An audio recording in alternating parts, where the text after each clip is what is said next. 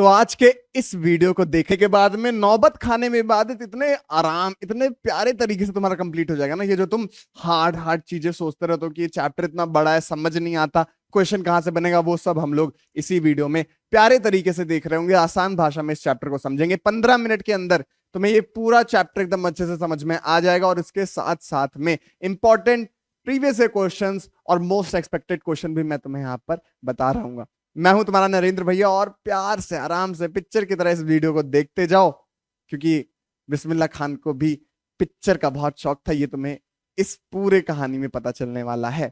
तो चाय पानी और 2 मिनट की मैगी बनाकर बैठ जाओ और इस वीडियो को ध्यान से देखते रहो। तो यार आज के इस वीडियो में हम लोग नौबत खाने में इबादत पूरा कंप्लीट करने वाले हैं। नौबत खाने में इबादत, पहले इस वर्ड का मतलब समझ लो, ठीक है। इस वर्ड का क्या मतलब होता है भैया? तो देखो, नौबत खाना होता है ना, जब भी तुम किसी मंदिर जाते होगे, मंदिर के सामने, किसी घर के दहलीज के सामने एक मतलब थोड़ी सी जगह होती है जहां पर लोग बैठते हैं। तो कुछ मंदिरों के सामने क्या होता है, एक ऐसी जगह होती है जहां पर संगीत बजता रहता है। मंदिरों में आरती होती है तो उस टाइम पर संगीत बजता है। वैसे ही हर मंदिर के सामने, दहलीज के सामने एक ऐसी जगह होती है जहां पर संगीत और साधना की एक जगह निर्धारित की जाती है। उसे ही हम लोग यहाँ पर नौबत खाना कह रहे हैं। और यहाँ पर इबादत का मतलब यहां पर ईश्वर की पूजा। तो ऐसी जगह जहां पर संगीत बजता रहता हो, संगीत के थ्रू, संगीत को इस्तेमाल करके इबादत करना, ईश्वर की पूजा करना, यही रहा है बिस्मिल्लाह खान जी का, बिस्मिल्लाह खान साहब का पूरा जीवन। कि कैसे उन्होंने संगीत से इबादत की, काशी विश्वनाथ की और अपने मजहब की। ये सब हम लोग इस पूरे चैप्टर में देख रहे होंगे, ठीक है। उनकी जीवन की छोटी छोटी बड़ी बड़ी कहानियां हम लोग को यहाँ पर सुनने को मिलेंगी और कुछ ऐसी कहानियां सुनने को मिलेंगी जो एग्जाम में डायरेक्टली आ जाती हैं। तो ऐसा तुम्हें समझाऊंगा कि फील होगा, तुम्हें ये चैप्टर अच्छे से फील होगा और एग्जाम में ऐसा क्वेश्चन नहीं रहेगा जो तुमसे ना बने। अब यार स्टार्ट करते हैं। 1916 से 22 के आसपास का जो काशी है वो कैसा है? पंचगंगा घाट स्थित बालाजी मंदिर है। पंचगंगा घाट के पास में बालाजी का मंदिर है, ठीक है। वहां पर है एक ड्योढ़ी। ड्योढ़ी जो मैंने बताया कि दहलीज के सामने एक छोटी सी जगह ड्योढ़ी, जहां से सीढ़ियां शुरू होती हैं, ठीक है, बैठने लायक जगह। ड्योढ़ी का नौबत खाना। नौबत खाना एक ऐसी जगह जहां पर संगीत मतलब का रियाज होता है, संगीत गाया जाता है, ऐसी जगह को नौबत खाना कहा जाता है। और नौबत खाने से निकलने वाली मंगल ध्वनि, और नौबत खाने से निकलने वाली मंगल ध्वनि मतलब शुभ स्वर। अब ये 1916 से 22 का समय के बीच की बात है, ठीक है। अब हमारा जो चैप्टर है ना, थोड़ा उड़क धुड़क है, थोड़ा आगे पीछे, इस वजह से तुम्हें समझ नहीं आता। पहले हम लोग को समझना है इस चैप्टर में जो हमारे बिस्मिल्लाह खान है वो बचपन में कैसे थे, ठीक है। आराम से आसान भाषा में समझते हैं। उनका बचपन का नाम अमीरुद्दीन था। जब वो 6 वर्ष के थे तो वो डुमराव में रहते थे, ठीक है। डुमराव, डुमराव उनका बर्थ प्लेस है, जहां पर उनका जन्म हुआ था, ठीक है। और बिस्मिल्लाह खान के मतलब अमीरुद्दीन के बड़े भाई का नाम शमसुद्दीन है।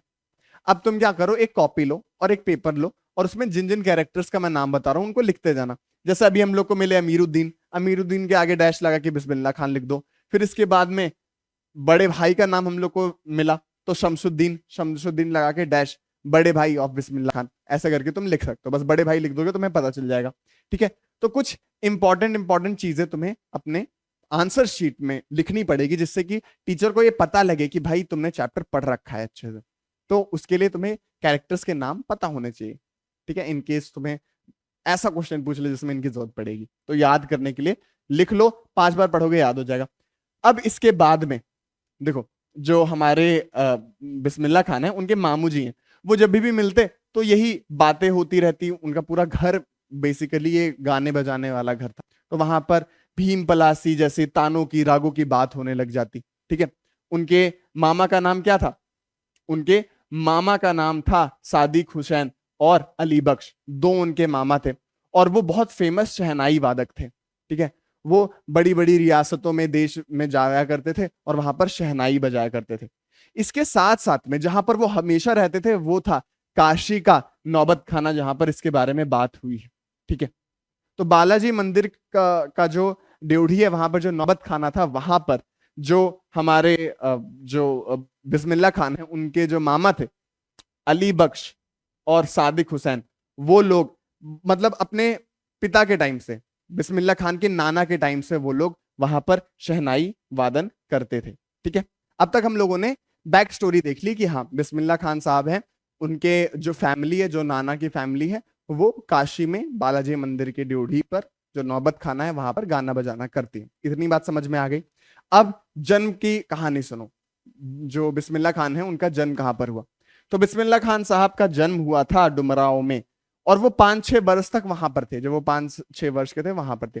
डुमराव नाम तुमने कभी सुना नहीं होगा, लेकिन डुमराव एक इंपॉर्टेंस रखता है, और वो शहनाई के प्रति ही इंपॉर्टेंस रखता है। क्या इंपॉर्टेंस है डुमराव की? पहली तो ये है कि शहनाई में एक रीढ़ लगती है। ठीक है, रीढ़ होती है जो ऐसे खोखली सी एक होती है। ठीक है, जो जिसकी फोटो यहाँ पे तुम्हें दिख रही होगी, अगर नहीं दिख रही तो मतलब एडिटिंग का बजट लो है थोड़ा सा, तो कोई बात नहीं। तो वो एक ऐसे डीड़ होती है, ठीक है, रीढ़ होती है जो एक घास से मिलती है, जिसको नरकट कहा जाता है। और वो नरकट सोन नदी के पास में मिलती है, जो कि हमारे बेसिकली डुमराव में ही बहती है। तो हमें डुमराव में वो नरकट मिलता है, वो घास मिलता है, जिससे हमें रीढ़ बनाने को मिलती है, जिससे फूक कर ही शहनाई में आवाज आती है।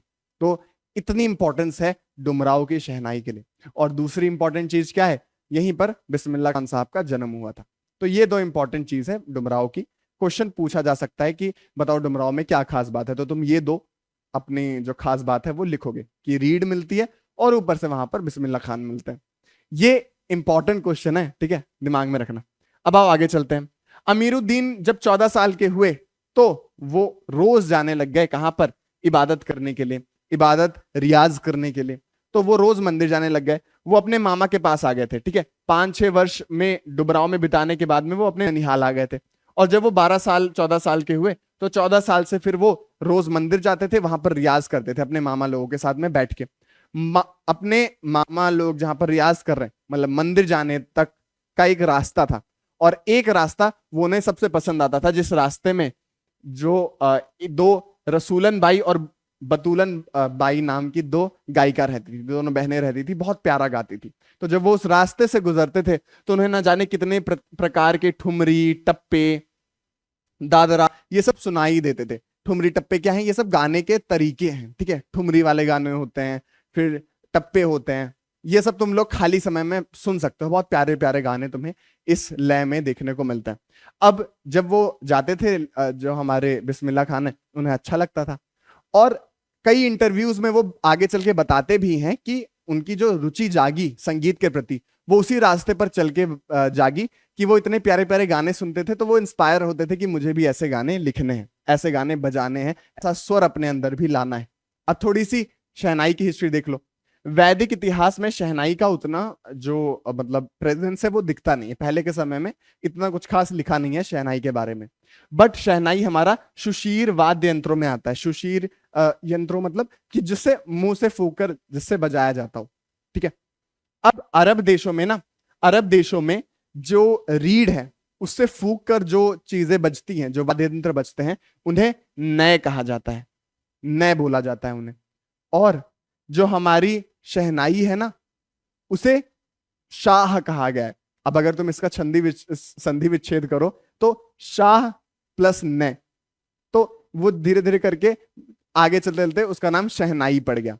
शाह मतलब राजा और न मतलब शहनाई, जो रीढ़ रीढ़ से बजती। तो यहां पर जो हमारी शहनाई है वो सुशीर वाद्य यंत्रों में शाह मानी गई। ये एक प्रेजेंस हम लोग को देखने को मिलता है। दूसरा प्रेजेंस क्या देखने को मिलता है? जो तानसेन, 16वीं शताब्दी में जो तानसेन की जो गाने थे ना, उसमें भी हम लोग को शहनाई देखने को मिलती है। मुरली, बंसी, श्रृंगी के साथ में शहनाई का भी उसमें हम लोग को योगदान देखने को मिलता है। इसके साथ साथ में अवधि पारंपरिक लोकगीतों में हम लोग को शहनाई देखने को मिल जाती है। नॉर्थ इंडिया में, साउथ इंडिया में जब भी कोई मंगल कार्य हो रहा होता है तो हम लोग को शहनाई देखने को मिल जाती है। P P P P P P P P, ये शहनाई ही है। तो प्यारी वाली शहनाई, ठीक है, ये तो मीम वाली शहनाई होगी। प्यारी वाली शहनाई तुम लोग को मंगल कार्यों में देखने को मिल जाती है। इसी वजह से मंगल ध्वनि हम लोग शहनाई की धुन को कहते हैं। और इसी मंगल ध्वनि को ही खान साहब, बिस्मिल्लाह खान साहब, जब भी जितने समय तक वो जीवित थे, इसी का ही रियाज वो करते थे।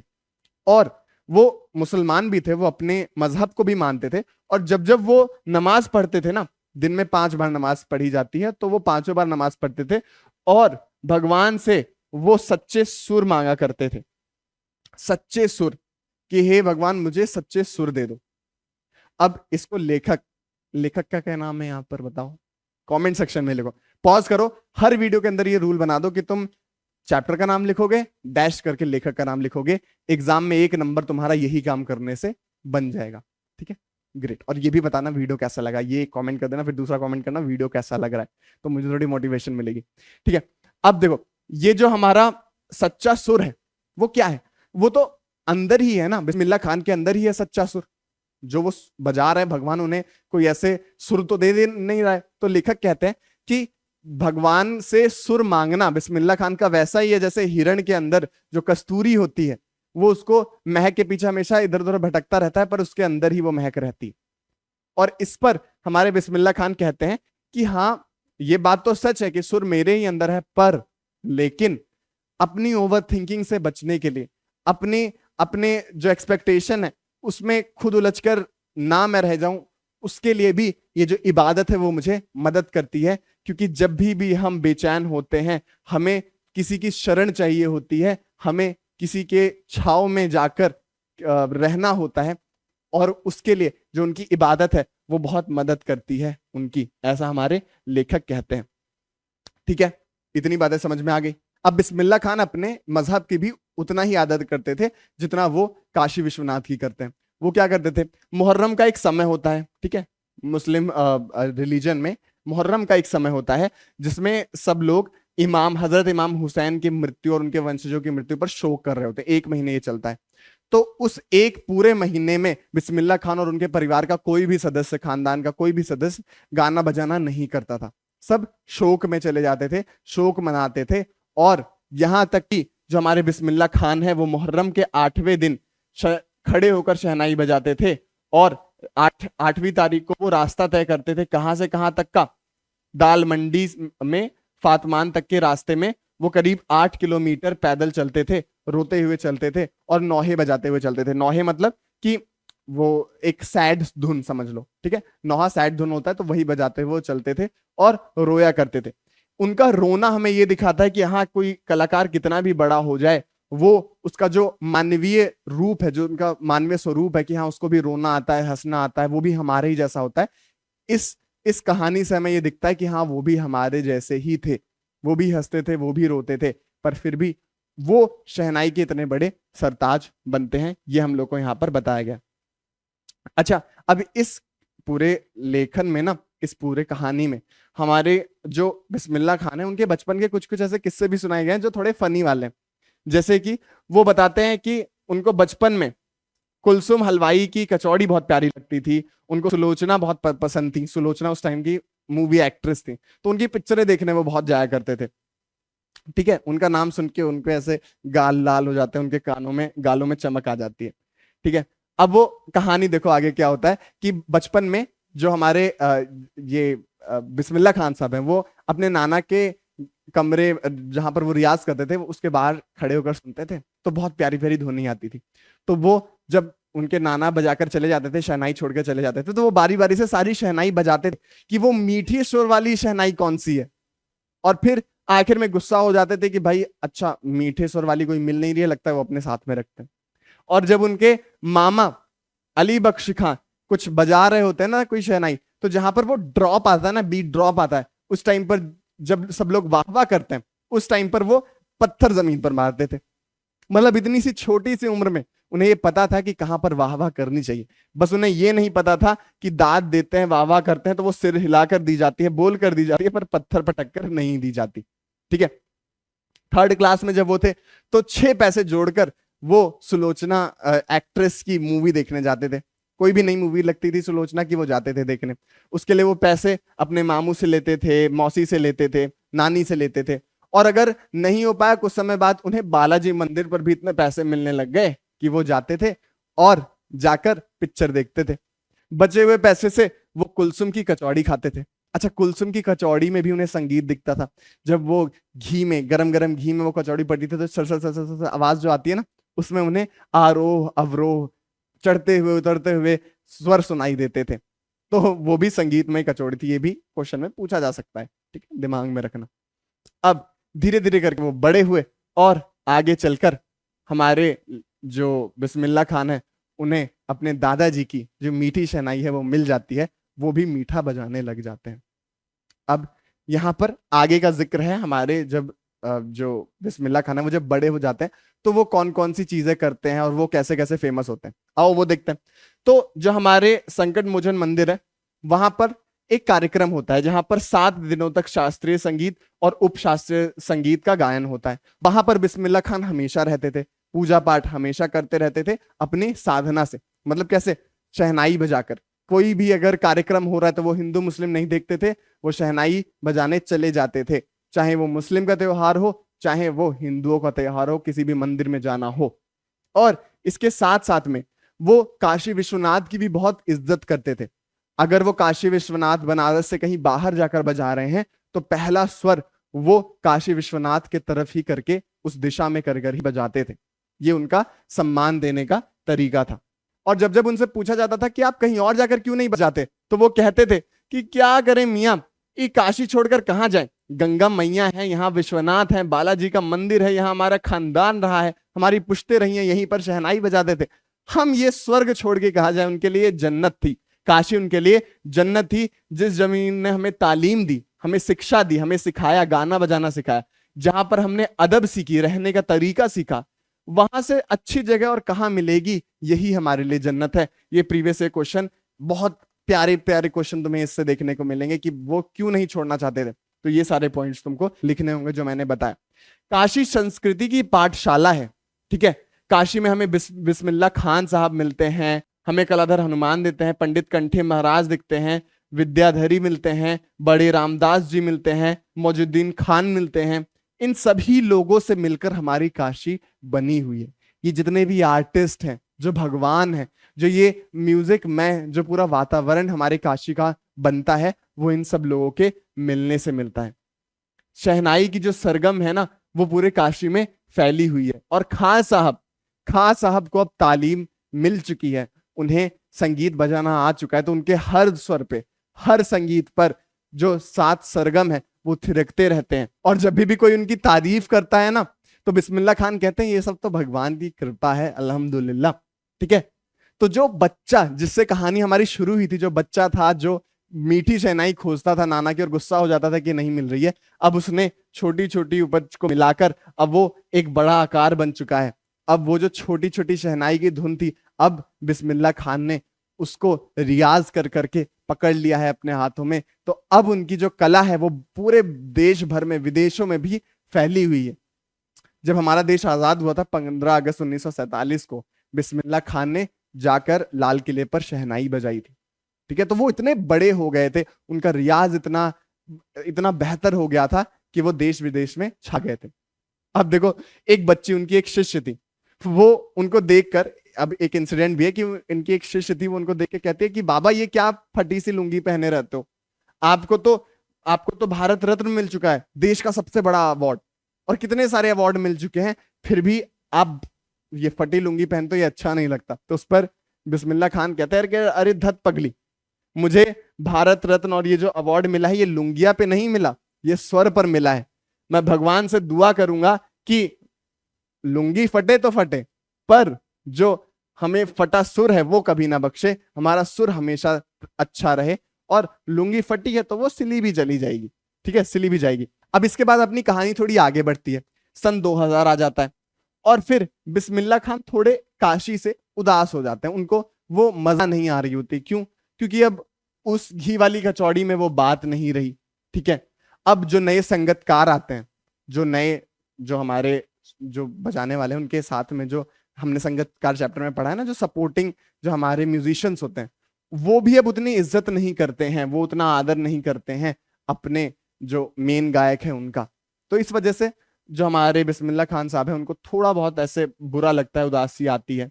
एक सच्चे सुर साधक और सामाजिक की भांति बिस्मिल्लाह खान साहब को इन सब की कमी खलती है। अब उन्हें कमी खलती है कि पहले कितना अच्छा था, पहले देश कितना अच्छा हुआ करता था, अब उन्हें वह अच्छा नहीं लगता। ये 2000 की बात चल रही है।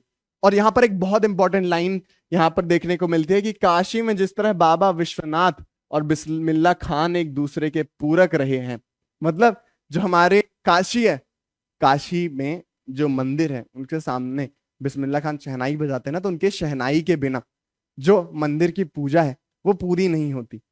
वैसे ही जो हमारे बिस्मिल्लाह खान है, वो जब तक काशी की दिशा में अपना जो शहनाई है उसको रख के पहला सुर ना बजाएं, तब तक उनका वो सुर साधना पूरा नहीं होता। तो ये एक दूसरे के पूरक है। उसी तरीके से हमारा जो हिंदू और मुस्लिम की जो सभ्यता है, जो एक दूसरे में रची बसी हुई है, वो भी एक दूसरे की पूरक है। ये हमें काशी में देखने को मिलता है। और उसके धर्म ध्वज धारक हमारे बिस्मिल्लाह खान है, जो मुस्लिम होकर भी मंदिरों में जाकर शहनाई बजाते हैं और सबको एकता का प्रतीक देते हैं।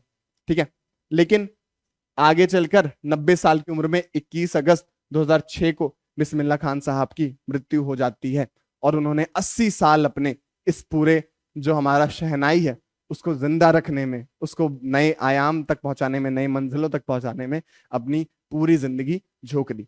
तो ये था अपना पूरा चैप्टर, मोहल्ले में लड्डू बंटवा दो, कि बहुत बड़ा सा चैप्टर तुम लोगों ने कंप्लीट कर लिया। और यार यहां पर तुमने ताली बजाने वाली काम की है, क्योंकि इतना भारी चैप्टर तुम अब तक देख रहे हो, तो बहुत अच्छे बोर्ड में तो 100 में 100 तुम फोड़ ही रहे होगे।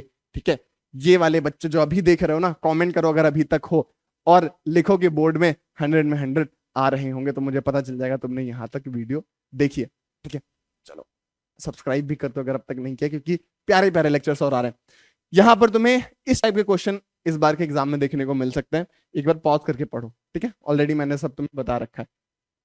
ये 2016 में आ रखा था, और यहां पर फिर से वही गद्यांश देकर तुम्हें क्वेश्चन पूछे जाएंगे। पॉज करके एक बार पढ़ सकते हो, आइडिया ले सकते हो कैसे आते हैं क्वेश्चन। ठीक है, बिस्मिल्लाह खान काशी क्यों नहीं छोड़ना चाहते थे? तो मैंने तुम्हें बताया 2 कारण, वो 2 कारण प्रीवियस क्वेश्चंस में आ रखे हैं, प्रीवियस में आ रखे हैं, तो एक बार पॉज करके पढ़ लेना। जो मैंने बताया वही है। ठीक है, ऑलरेडी हम लोगों ने सारे क्वेश्चन डिस्कस कर रखे हैं। कैसे कहा जा सकता है कि बिस्मिल्लाह खान कला के अनन्य उपासक थे? वही जो हमने पूरा चैप्टर पढ़ा यार, वो सारी चीजें तुम लिख सकते हो, पॉज करके पढ़ लो अगर कहीं कंफ्यूजन है तो। इसी के साथ हम लोगों ने ऑफिशियली ये पूरा चैप्टर कंप्लीट कर लिया है। तो मिलते हैं नेक्स्ट चैप्टर के वीडियो में। Thank you so much for watching. Share कर दो चुटपुटिया दोस्तों को, पहली बार यूट्यूब पर कोई इतने अच्छे तरीके से ऑर्डर वाइज मिशन के साथ में हिंदी पढ़ा रहा है, और आओ इस मिशन का हिस्सा बनो। और 11th के लिए भी नीचे डिस्क्रिप्शन में चैनल लिंक है, सोशल मीडिया के अकाउंट है, फॉलो कर लो, सब्सक्राइब कर लो, जिससे कि हम लोग भी आगे प्यारे प्यारे वीडियोस के साथ में तुम्हारे साथ में जुड़े रहें। Thank you so much for watching. Signing off. मिलते हैं नेक्स्ट वीडियो में।